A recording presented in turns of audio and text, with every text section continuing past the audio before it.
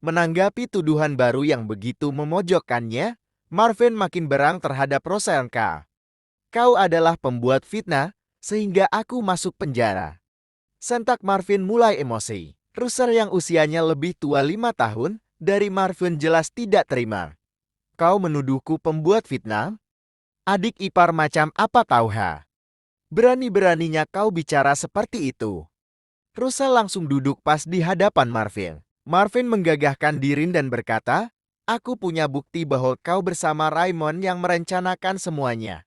Hanya saja, kalian licik, pengadilan tidak memutuskan kalian bersalah. Karena kalian bermain dengan uang. Russell menjawab lantang, ya jelas. Aku dan Raymond tidak bersalah, karena bukti yang dikumpulkan oleh adikmu tidak kuat. Tuduhan kau adalah teroris bukan hanya dari kami semata, kau harus ingat itu. Russell membusungkan dadanya dan tidak ingin kalah gaya dari Marvin. Russell punya keinginan kuat agar Marvin segera enyah dari keluarga Winston secepatnya.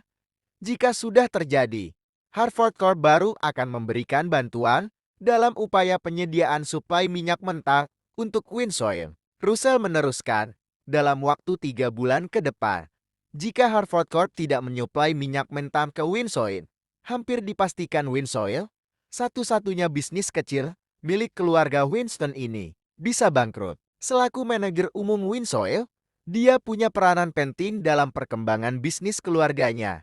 Terlebih dia harus mampu mengatasi permasalahan yang ada jika ingin segera naik jabatan ke direksi. Selama 1 tahun terakhir, Russell yang selalu diandalkan oleh ayahnya, segala upaya telah dikerahkan oleh Russell, baik cara positif hingga cara kotor, semata-mata demi kepentingan keluarga dan dirinya pribadi. Bahkan, jika menendang Marvin dari keluarga Winston merupakan cara terbaik, dia seorang diri yang akan melakukannya. Russell menatap Marvin lurus-lurus dan berkata, aku menyesal telah menjadikanmu adik ipar.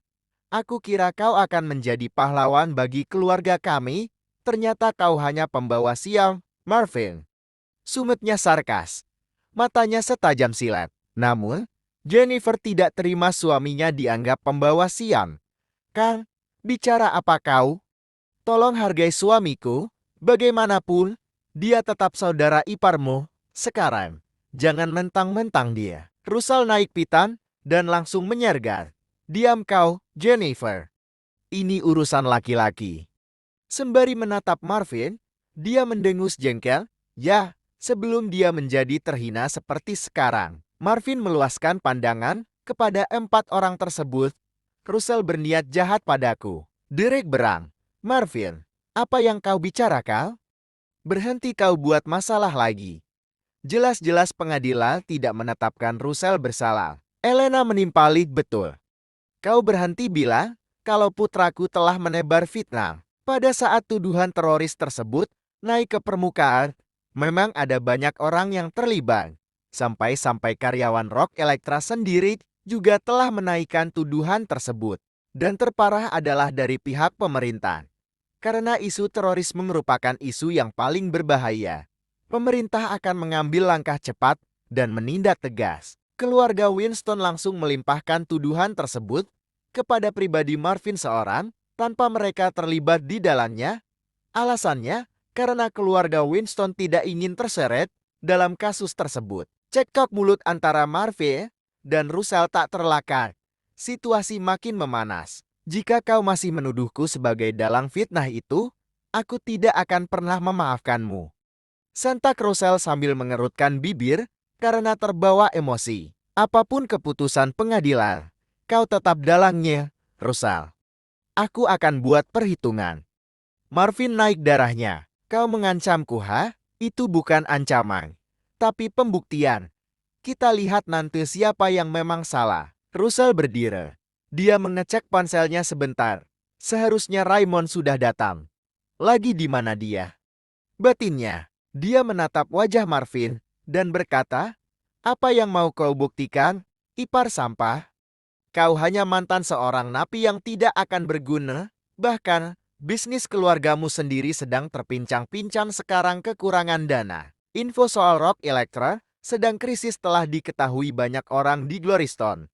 tidak hanya kurang pasokan batu bara karena dibatasi oleh pemerintah, namun mereka juga kekurangan uang. Semenjak kasus yang menimpa Marfil, Rock Elytra tidak bisa mendapat pinjaman uang dari bank manapun di Cemislan. Begitu juga para investor, mereka takut menanamkan modal di sebuah perusahaan milik keluarga teroris. Russell mengeluarkan ekspresi sedih dan menangis. Kasihan sekarang Rock Elytra menderita karena pria memalukan seperti dirimu, Marvin. Dan sekarang, kau ingin membuktikan bahwa kau bisa membantu Winsoil milik keluarga Winston. Mimpi. Russell mendengus kesal sambil mengucek kelopak matanya. Kita bertarung, tantang Marvin sambil melipat tangan di dada. Russell tertawa terbahak-bahak sambil memegangi perutnya. Haha, aku baru tahu kalau setahun di penjara bisa membuat otak menjadi rusak. Aku harap kau selalu makan ikan dan minum susu selama di dalam sel. Ipar menyedihkan. Mendengar itu, Marvin menyeringai marah kau. Jika berani, ayo kita bertaruh. Jika aku berhasil, kau harus mengundurkan diri dari jabatan manajer umum, lalu digantikan saja oleh Jennifer. Jika gagal, kau harus bercerai dari adikku. Russell mendongakkan kepalanya sedikit seraya memberikan tatapan tajam. Oke ya, balas Marvin sangat percaya diri. Jennifer, yang memang sudah cinta mati sama Marvin, jadi resah. Selama 1 tahun belakangan, Jennifer menjadi salah satu staf yang kurang berarti di Winsoil. Kerjanya cukup sibuk dan mobile, tetapi pihak keluarganya sangat meragukannya. Meskipun sudah mati-matian membantu bisnis keluarganya, Jennifer tetap belum berhasil.